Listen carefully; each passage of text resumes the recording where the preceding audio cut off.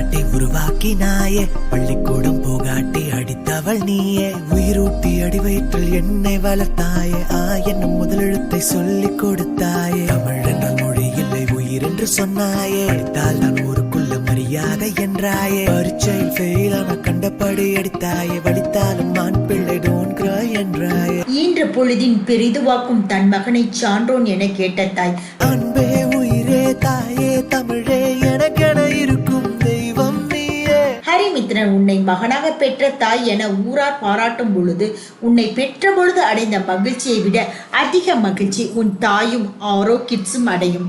அன்பே உயிரே தாயே தமிழே எனக்கென இருக்கும் தெய்வம் நீயே. When mother hears Harimithran name fulfilled up the wisdom road, for greater than joy she feels than her son she bore.